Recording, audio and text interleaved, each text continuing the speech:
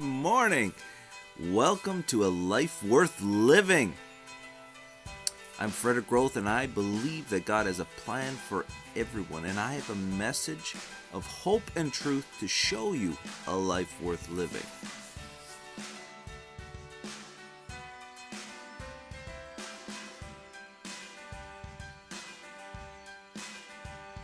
Okay, this morning we are in Genesis chapter 17.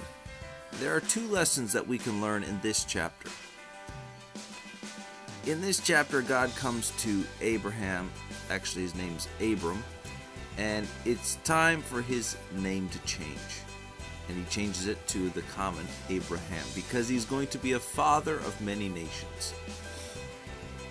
And God renews his promise that he's going to have a son. And Abraham laughs, Sarah laughs, that they're going to have a child in their old age. And Abraham says, why not just let Ishmael walk before you? And see, here's lesson number one.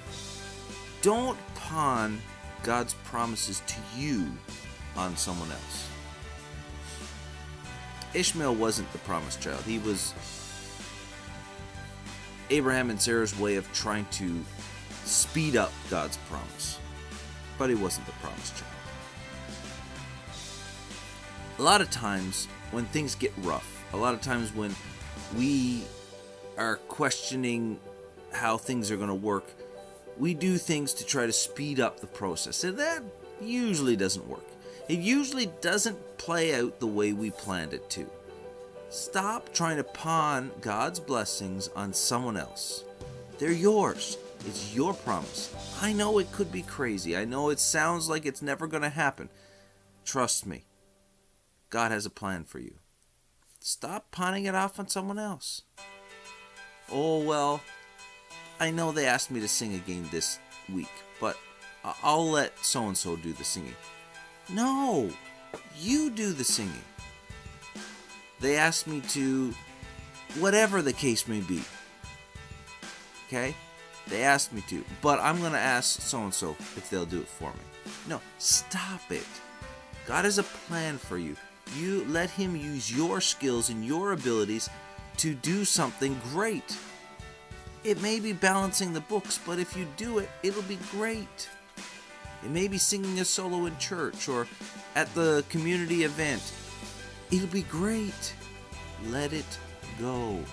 Let it become something amazing. The second part of this lesson comes after God spoke to Abraham. He gave him a covenant. He said, I want you to go and circumcise all the firstborn, the men in your community, his tribe, and that's going to be my covenant to separate you from the rest of the people. Gruesome, I know, but here's the point. Abraham complied immediately. He obeyed immediately. See, when we have opportunity come our way, when we have a blessing drop in our lap, do it! Don't second guess. Don't hesitate. Don't wait. Do it! So often, we second guess ourselves. So often, we excuse ourselves. So often, we talk ourselves out of the blessing of God. I'm tired of seeing people lose because they are too afraid to just jump in and do it. What's the worst that's going to happen? You're just going to have to start. If it doesn't work, you just start again. It's no big deal. God didn't give us the spirit of fear, but of a sound mind and love. See, just jump in and do it. Abraham is the father of the faithful. What does that mean? He's the one that jumped in and did it. Every time God spoke, he did it. Boom. No questions, just did it. And yet we hesitate too often, and we lose out on the blessings of God. We lose out on the blessing of abundant life because we hesitate. Just get out there, get it done, and do it. When an opportunity comes, and it comes knocking, it won't happen too often. Trust me. But when it comes, make it happen.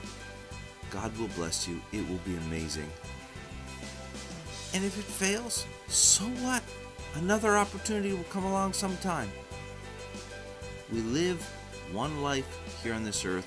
Let's make it a life worth living and trying to make it better for those around us. Okay? Now go and live a life worth living. God bless you. We'll see you tomorrow morning.